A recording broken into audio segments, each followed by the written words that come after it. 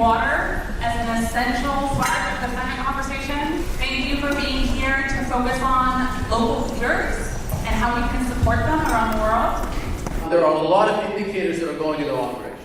On the one hand, one ought to be excited about this immense population growth. Here's more human lives, here's more human genius. But when you have the youngest, fastest growing place in the world, also the place that is the most economically, that is most plagued by youth unemployment, some countries as high as 70-80% youth unemployment at Oxford. Not 80% young people without a productive way to spend their day. It becomes concerning when it is the continent that has contributed the least to the precipitants of the climate crisis. I like helping people, and I like this work and help my community. I feel okay, even if I don't give anything, but I feel all right when tomorrow people will remember me and say, hey, with joy, we saw this and this come up.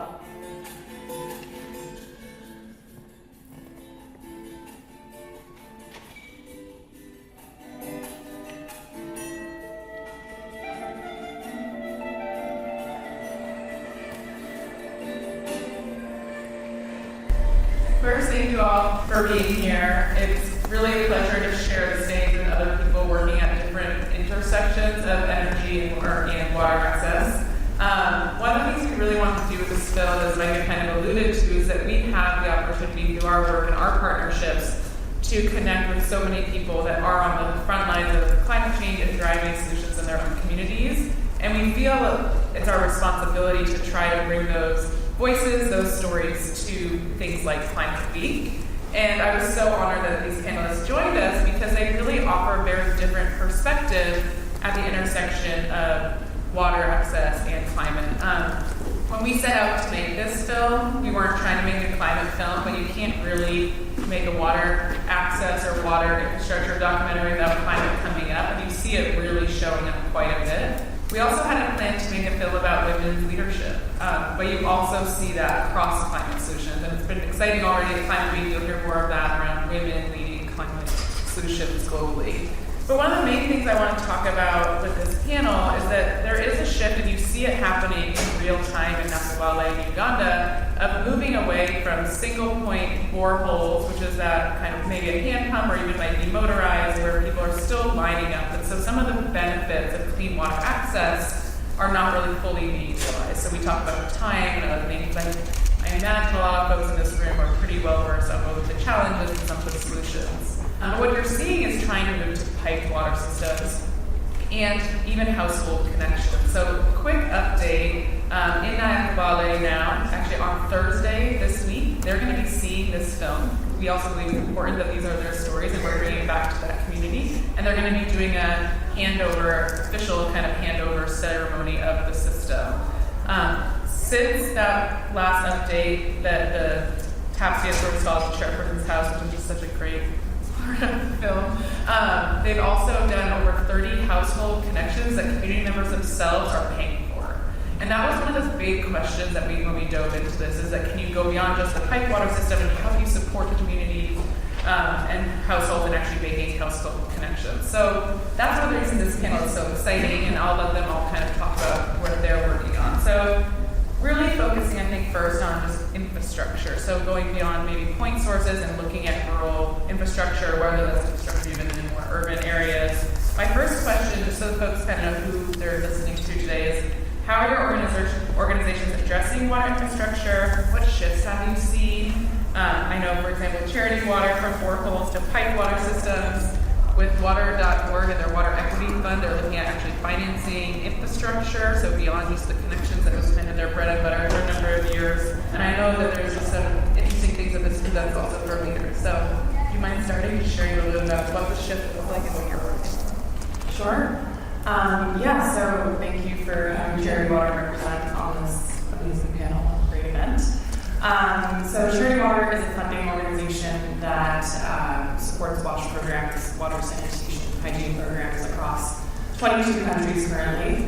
The majority of our investment does go towards water infrastructure. So much like what you saw in the film, pipe systems, as you said, borehole sources.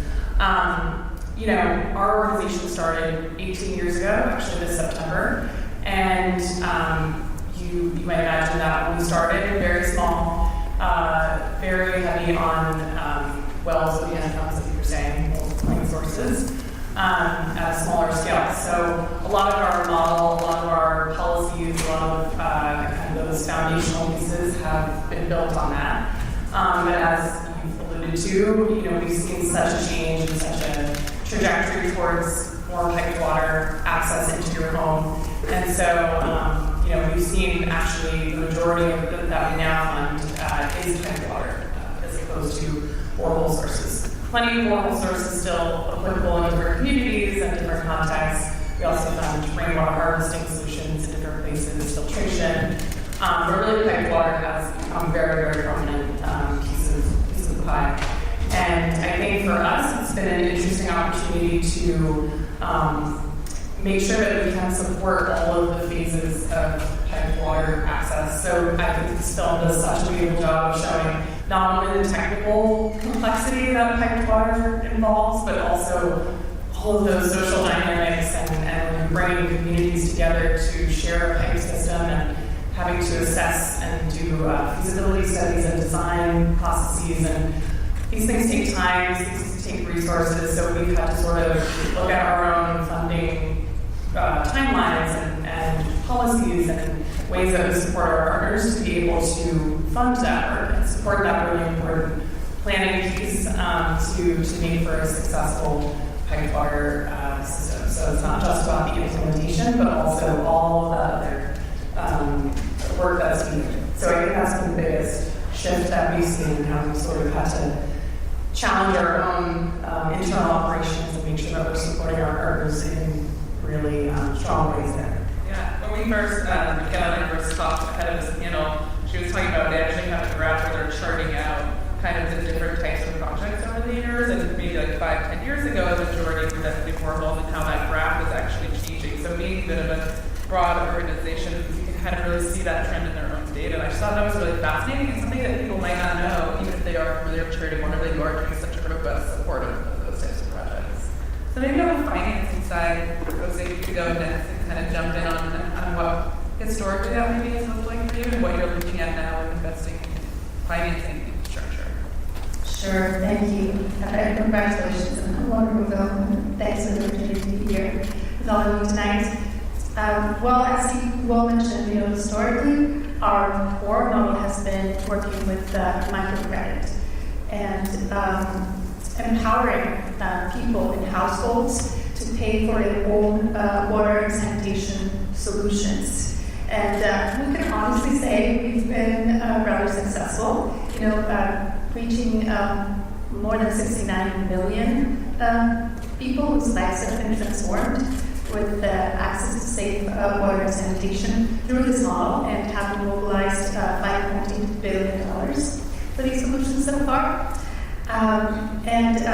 Nevertheless, we recognize that while this bottoms-up approach has been very successful, we need to work on this from the top down as well.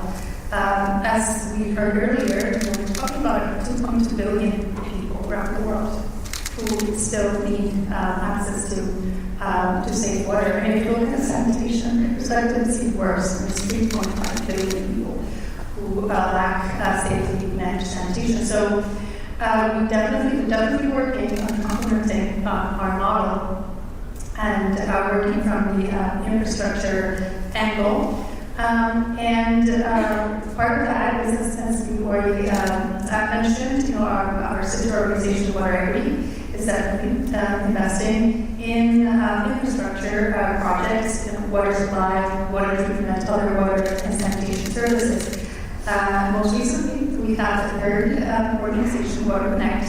It's a project developer cultivating opportunities, bankable infrastructure projects, because we found that even with the capital, which is nearly $500 million that in capital that Water Equity is looking to invest in the sector, there's still a need for bankable infrastructure projects. And so we're working at this from different angles, definitely. Even from our core microcredit model, when I looked at, in film, these projects remind me a lot of what we're also serving from through our financial partners locally. Our credit model works through local credit institutions that we partner with. We provide technical assistance to them to help them identify water and sanitation needs for their communities and then develop appropriate loan products to serve those needs and incorporate it into the permanent loan product offerings. Historically, we've worked a lot with households. Women, mostly 90% of borrowers are women. And more recently, we started working with call it SMEs. Among these SMEs, we find some community-based infrastructure projects. Others are individual entrepreneurs that offer these services depending on what the framework allows in each country. And we find that when these projects are well managed, they are subject to credit. So our financial partners have now developed products that allow them to leverage into these infrastructure projects and make those services available to their communities. So we're really coming at it from different angles because the need is big, and even though our microcredit model has been very successful for household connections and house solutions, we find that there are places where the infrastructure is not there, and definitely in rural areas.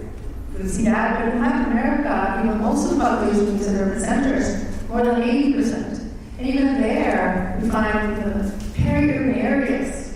People come from 60 settlements without no public services. And in those areas, we see the need for this work from both great infrastructure, and then provide a work for household connections once the infrastructure is there. I love that you're highlighting both sides, but I also think you see that in the film a little bit with where we're working on that infrastructure. It is much more, there's engineering, there's regulations, there's a lot of government oversight in Uganda that wasn't talked about too much in the film. But what we've seen is that once that's available, people are actually finding ways to pay for that household connection. And one of the reasons I actually originally got in touch with her team and got connected was because we were looking at are there ways that you can bring in financing for some of this to accelerate it? Because you saw that the only barrier that we have on that project was just the dollars. It was ready to go. Otherwise, organizing and design, everything perspective. So can we, even in our maybe smaller organizations, look at accessing some of that? All right, Jomo, how about you? What are you guys working on related to water infrastructure? And how have you seen changes in that over the years? This is for me. Yes, thank you so much for having me. And thank you so much for the investment. I think it's one of those things that's good to watch, that for me it doesn't feel like a movie, because every day if you come from thousands of communities in Africa, then you get to see this every day. Having said that, for us at the African English Academy, we invest in developing the capacity in young leaders to solve infrastructure challenges that are related to water and sanitation. And that usually involves working with partners like David Park, partners like Operation Water, who are present in the room, and really other technical partners where our alumni go and offer their technical expertise to solve all the challenges. So that's a key thing that we do for the last couple of years. And also, obviously, we have an entrepreneurial program where we trying to demonstrate areas of young innovators to build water solutions on the continent. That's really solves a lot of things, but also like so that's how we intervene. That's fantastic. I had a question about local leadership in Ireland, but because of time we've talked about it so much, I feel like you guys have already answered that one, so I might skip. We are here during Climate Week. And again, I mentioned that we had not set out to make a climate film, but when you're talking about water, climate. And I think one of the things that I took away from this was just how much it's really impacting these types of projects and all of our work, both from the design, the upfront work, but also maintaining them So for green empowerment, we have this micro-utility model, and part of our theory of change related to climate resiliency is that when you associate tariff structure and paying for water, you're putting the dollars next to the quantity of water. So much like you might see in California, during a dry spell, you might change how much water consumption people can use, etc. We see communities do that all the time. So in Nicaragua, there's a community that is one of kind of like the anecdotal stories where they actually will increase the rates after a certain amount during their dry season as a way to be resilient. So that's something that Green Empowerment is thinking about. So I'd love to hear from you all. What are you thinking about when it comes to the kind of intersection of climate impacts and solutions that you're seeing or working alongside? And maybe we'll let Jomo start with this one. Fair. Thank you so much. Thank you so much for that question. So, some of the solutions that we try to advocate for within our network work solutions in the water space are, operational solutions that are both adaptable and resilient. For me, in the sector of the infrastructure sector, I lead a group of people who are really, that is their focus area. And we're trying to, like I say, enable them to get the skills that can enable them to succeed either in real water or by building their own solutions. I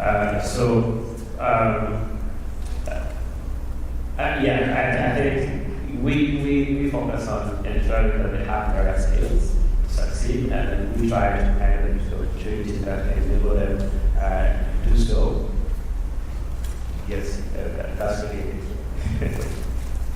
I love that because I think you see here every day that Bill and Lorena says something around like, I don't think about myself as a leader. And I think that's one of the things that you see across so many, probably partner with the organizations you guys are working with or individual students, like everybody can be a leader and if you're supporting them and figuring what that is. And ideally at this intersection of climate makes a lot of sense probably for opportunities. So do you want to go, Rocio, and talk a little bit about the climate impacts and how you're thinking about them from your work side? Sure, and thank you for bringing that up, Andrea, because for us, the climate crisis is a water crisis. There seems to be a tension here, and many people may be not separate, but we think it's basically one and the same. Millions of people experience climate disasters to water, either through excess water, floods, or lack of water, with droughts. And even water has reported that 3/4 of these environmental disasters have been water related. And so, from our perspective, first of all, providing people access to a long-term source of water is we're already providing them with resilience by having a more reliable source of water during times of scarcity. There are abilities that have shaped to face that. Now, microcredit, we also know that provides people with flexibility to adapt to and to recover from climate shocks. People can get water tanks, cisterns, rainwater harvesting systems to adapt to climate situations they're facing, and having access to credit can help them recover when shocks hit. So that's sustainability has always been part of our core model and our objective, but it's only becoming more and more clear that it's definitely urgent to think about lasting solutions. And then there's the climate impact of water. When you think of, for example, wastewater, we've got some numbers in terms of the impact of wastewater, the amount of greenhouse gases that they emit. Globally, wastewater emits more greenhouse gases than all cars in the U.S. put together. And we're talking about very powerful gases. It's methane, nitrous oxide. And we need to remind ourselves that methane is 25 times more harmful to the climate than carbon dioxide over the long term. So we also think about where climate investment is going to. It's mostly going to mitigation. 95% of investment still there. And what about adaptation and resilience? People have already taken, we saw it in the film. I think the global south is being way more than its fair share of climate shocks, compared to what it's contributing to the cost. So when we think about water projects and water treatment plants, we are measuring, the impact in terms of reduction of emissions. Even when we work on reduction of water losses, we are going to be tracking what the reduction of emissions is there, because it's all linked. We can't solve the climate crisis without solving the water crisis. Thank you so much, Maria. I think it can be challenging potentially working on our side of this when these people do separate out the water side from the climate crisis. And Retirement also works on energy access. And I would say we get inroads in climate conversations so much quicker on the energy side, but our community members and partners are feeling the burden of climate much on the water side. So I'd really like to experience that at our work quite a bit. All right, so what about charity water? I loved your quote in the film where you said that the communities that Freedom Empowerment is working in are some of the most vulnerable communities to climate change, and they contribute the least towards it, which is so true, and something that resonates with charity water as well. I think for us, I think back to, I work a lot on our Southern African portfolio, and so countries like Malawi, Mozambique, Madagascar that are getting hit with repeated cyclones basically annually now, sometimes multiple in 1 year, and just seeing the impacts of that on infrastructure. And even on sanitation, we talk a lot about in terms of the water access, but also our partners are doing so much work in terms of improved sanitation in these communities. A lot of work to encourage households to build latrines and to end open defecation in their communities. And, a lot of this is done with local materials that are available. These latrines might collapse every year. They build it, and then it might collapse every year. So I think what we're seeing, or what we're kind of focused on, is, again, we work through a partnership model, through local organizations, local NGOs on the ground, and so working to make sure that the work that they're putting forth is, as you said, resilient, the most resilient infrastructure possible.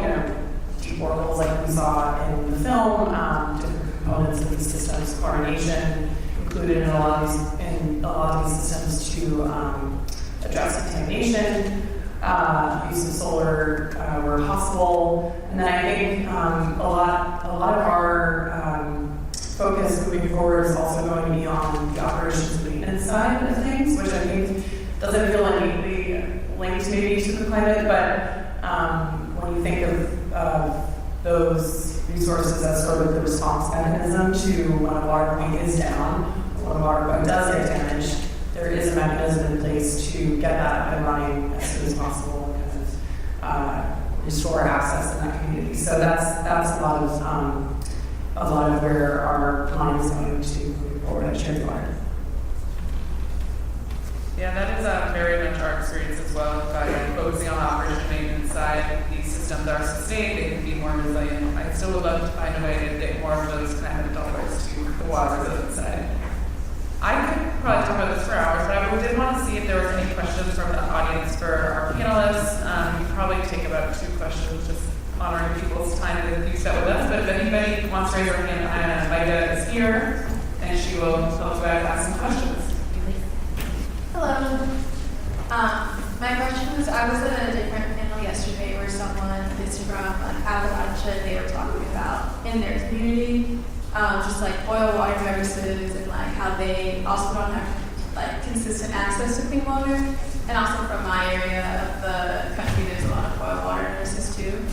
So I was wondering, more so not for like, I know a lot of people on the panel or over like regions of different countries, but for like Charity Water, Water.org, are there some focuses kind of like in more urban areas too in the US?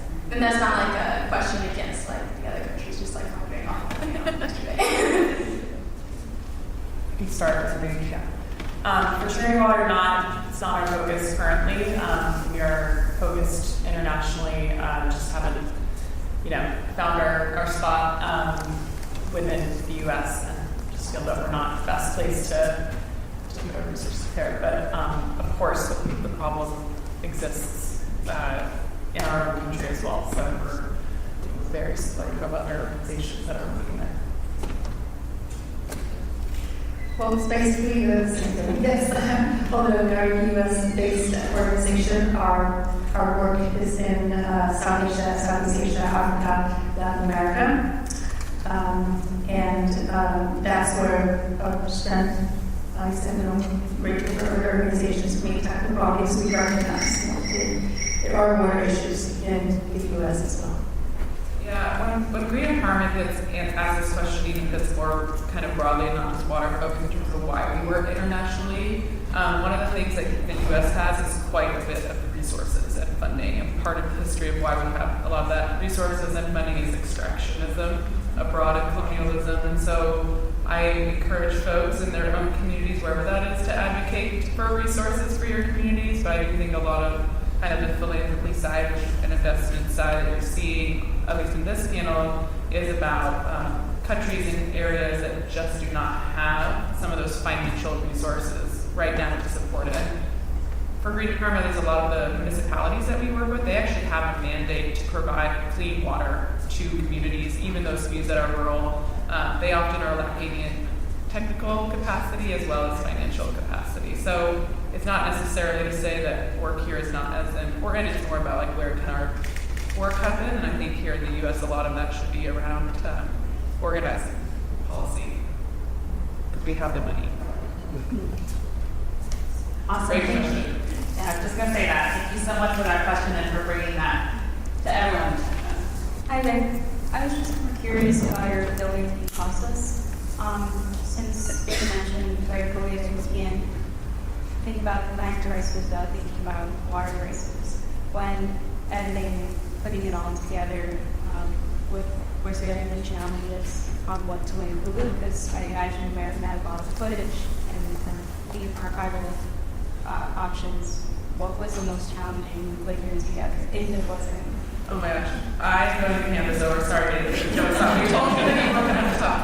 I want to emphasize one thing related to that I think Nathan and Jay and Mike did such an incredible job. They actually worked with a videographer, a Ugandan videographer, as well as an Ecuadorian videographer to produce this. And that was one of the ways to both lean into our own values of local leadership and also get high quality footage and also minimize the number of international trips that were taken in order to film that. So that's kind of a cool background. But Nathan, I don't know how you're going to answer. So much was left out so far, but go ahead.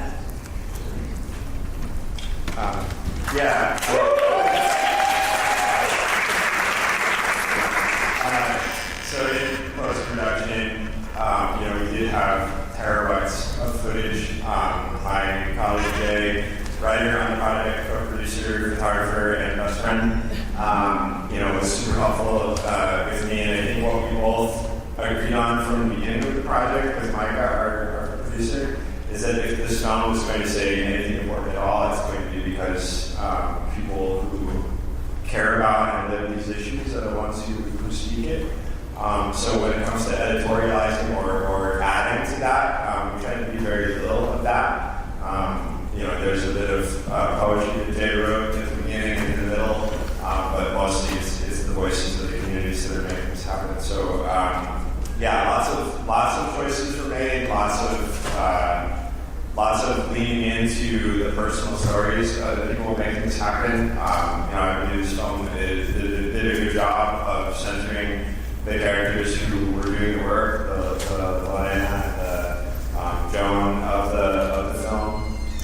It's elevating those characters and letting them take center stage and trying to step back a little bit from adding our own into that. I don't know if that answers your question. The real answer is it took just months of grinding away at the computer and banging my head against the keyboard and calling on my friends. And there's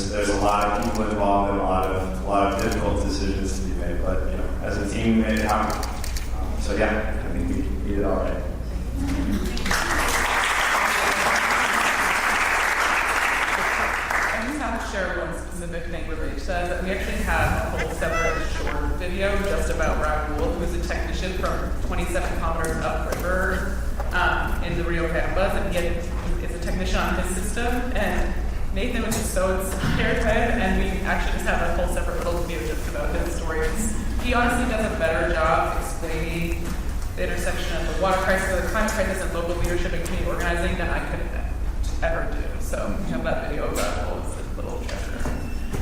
All right, I think that is the last of our panel. Thank you so much. I wish we could have more time for questions, but thank you so much for joining. I'm going to hand it over to Micah now. Thank you, audience, as well.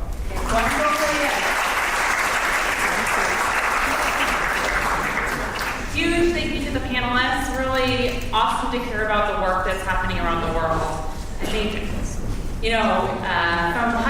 from what Hatim shared, like grounding us in the immense need for action. Now we're going to welcome some of our co-hosts up today from Operation Water to really send us off with an idea of action. How can we turn these ideas, these thoughts, the commitment to being here into action? Congratulations to me and Hamlet and amazing voice as well. It's a really lovely movie that fully captures from our perspective what we see around in our projects in those images. It takes a village. And that village is beyond the villages that you saw. That village includes all of us, right? Each of us can play a very specific role as a global community, given the challenges of climate, given the challenges increasingly geopolitics and the like, for us to collaborate as a globe, right? To really impact. And lastly, water is life, right? We started Operation Water under this premise of the ripple effect, pun intended, of outcomes that come from being able to provide scalable, sustainable source of water to people in the same way that we all have it and are fortunate to have it, right? So when you think about education or economic opportunity or gender equality or climate, it starts and ends and is muddled up in water. Operation Water, as I said, really wanted to take the approach of why can't we turn on the tap anywhere in the same way that we get to turn on the tap. I heard recently this aspect which I like of we take for granted sometimes things that are in fact not granted. But whether it's with your donations or your ideas or activating your network, or it's just having a conversation, right? We can all be a Lorena or a Joan in this adventure, right? This movie that we're all living together. And just to start off, great, documentary. Congratulations to the Green Empowerment team. Wonderful to see something like this and really get into what's happening on the ground. I have to mention Lorena because she really touched me when I first saw her and her reaction to participating in building out that water infrastructure. And just taking ownership at a personal level, at a community level, that was very touching. And I think, we can't, as, Westerners, come in and fly in and just put our solution on top of these communities. And so this documentary really brought that home to me. Lorena will always be in my heart because I saw that reaction and it was just something that touched me. And I hope it did, touch you as well. The film was very inspirational, and I think it really helps to bring these communities to the rest of the world. So thank you very much for coming and for caring, and hope that all of you will be part of the solution in helping to tackle these problems and fully empowering them so that they too can flourish. Thanks again.